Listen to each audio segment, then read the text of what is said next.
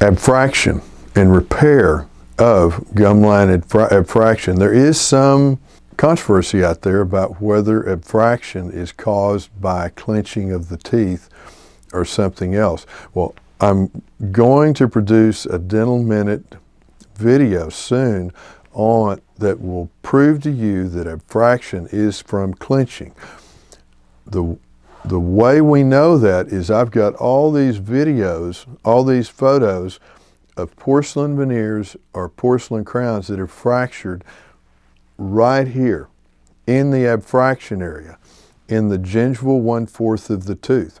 How in the world are you going to fracture that part of veneer if it's not from clenching? And I've got many, many cases of this occurring.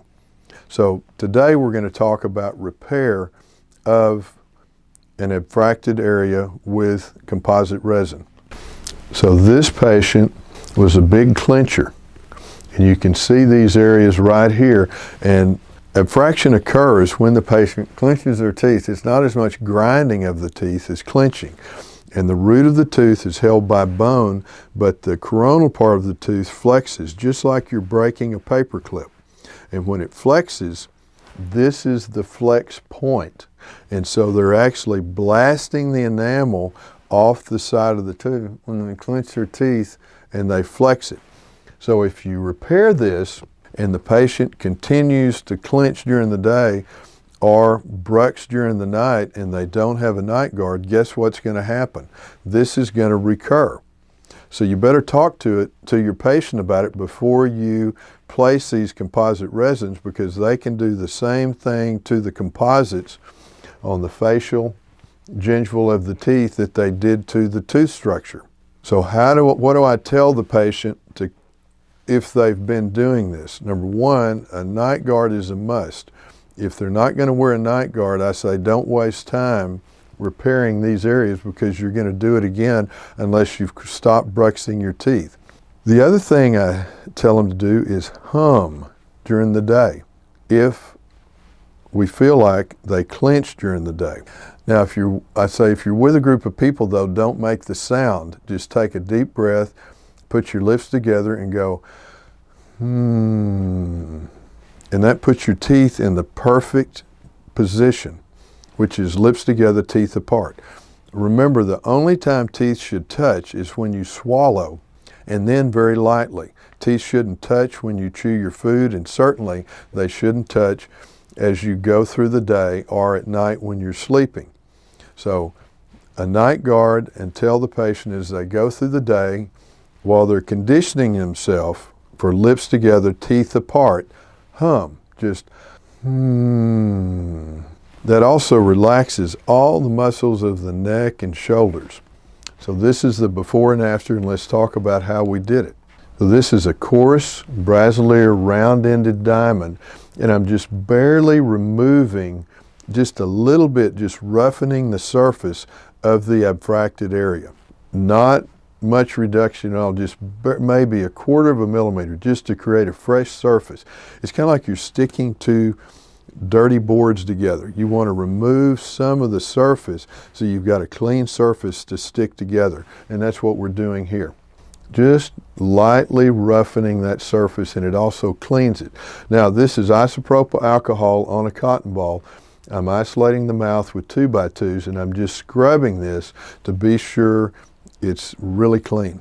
Now you don't have to rinse off the isopropyl alcohol if you don't want to.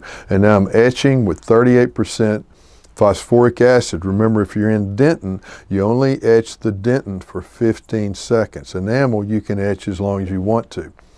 So if you have enamel and dentin, put it on the enamel first and etch for about 15-30 seconds, and then put it on the dentin. Leave it on the enamel, but put it on the dentin for that last 15 seconds. Now I like to irrigate this with a bulb water bottle with a fairly large tip. Why? If you use your air water syringe, it's so powerful you may elicit some bleeding, and so this just rinses it off, and I'll rinse it for about 20 seconds. Now I'm leaving the teeth wet. I'm not drying any of the water off the teeth, because remember, you create a hybrid layer in the dentin when you apply primer adhesive, the primer chases the water down into the dentinal tubules. If you've completely dried out the tooth with the newer materials, you'll still get somewhat of a hybrid layer, but you'll get a longer and stronger hybrid layer in the dentin if you leave it wet. And you say, will that contaminate the bond if it's soppy wet? No, this little pledget will remove any of the excess water. So you know those dentinal tubules are completely hydrated. And this carrier, which is either acetone or alcohol, will shoot down into the dentinal tubules and it'll carry the primer in there with it. So you've got a really strong bond to dentin if you're in dentin. So I'm placing this copiously, and then it's very important that you dry off the excess, that you blow off the excess. And I'm just putting this 2x2 right on top of the restored area to be restored, and blowing all the excess primer adhesive off so that nothing wiggles when I'm through blowing it off. Why do you want to blow it off? If you don't, the acetone or alcohol is still in the primer adhesive and it could weaken the bond strength. So be sure you blow everything off. There's still plenty on there for adhesion.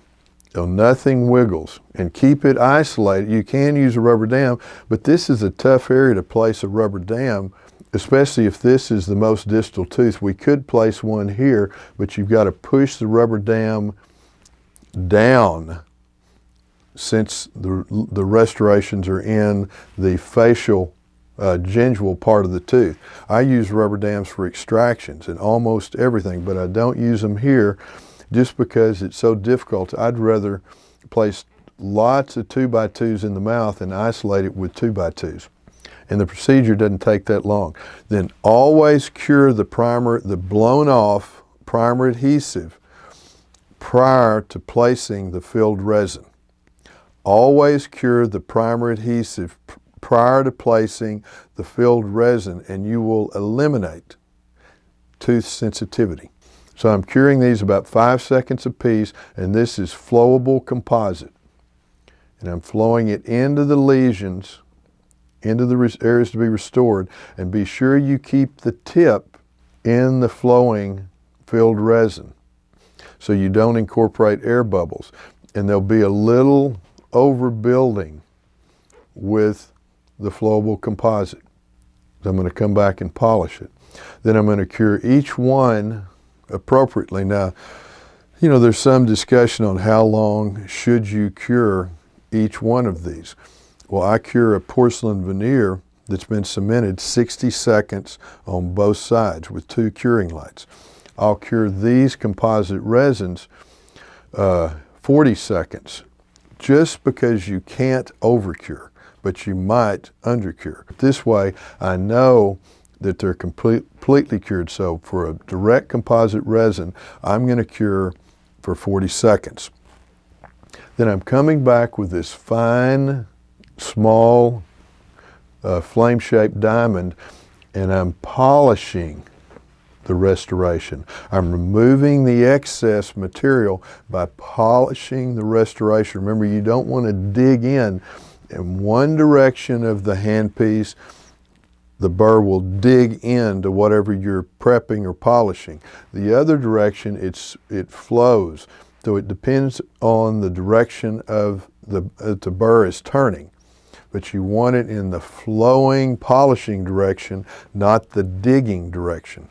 If you etch dentin more than 15 seconds, the dentinal tubules will collapse and they'll fold in on each other and you'll get no hybrid layer. Okay, so I'm polishing the excess composite. You want to be able to move your Explorer from the tooth to the composite with your eyes closed and not feel anything. See, I'm going away from the dig or the gouge area. I'm flowing. So what would that mean? The burr would be turning. If I'm going this way, the burr would probably be turning that way. It doesn't hang, it doesn't dig in, it just flows along. Very light pressure, lots of water. Then I'm going to come back in a minute with this Brasileir 12 fluted burr. That's what I'm doing here, and that puts the fine polish on the margins. Very light pressure, lots of water. This is the Shofu Soft Lux Finishing and Polishing Disc.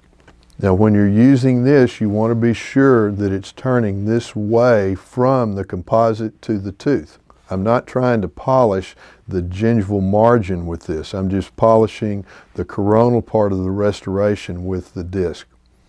Now you're going to change the direction of the disc when you go from distal to mesial, and I want it turning this way so that the disc is turning from the composite to the tooth. In other words, it's burnishing it in. I don't want it turning this way from the tooth to the composite, because you won't polish that. I want to polish those margins. Then this is just composite polishing paste on a Profi cup, and I always dip it in water just to make it a little less viscous, a little smoother. So this is the material, the polishing paste dipped in water, and I want to keep it wet and very light pressure, very light pressure. Just keep it wet. Don't dig in. You can actually scar the composite just a little bit if you dig in too hard with that Profi cup. Now this is my Explorer, and I'm taking the tip of the Explorer from the tooth to the composite to ensure that I can't feel a margin. If there's any bleeding, you can just put some hemostatic agent on a cotton ball and let it sit for a minute. So this one, the patient returns about a week later. And that's the Dental Minute. Hey y'all, I know that you love this episode of the Dental Minute. Have you subscribed yet? If you have not, you need to press subscribe right now and get fired up, because next week we are talking about seating mandibular veneers. It's going to be so informative. You're going to love it. We'll see you next week.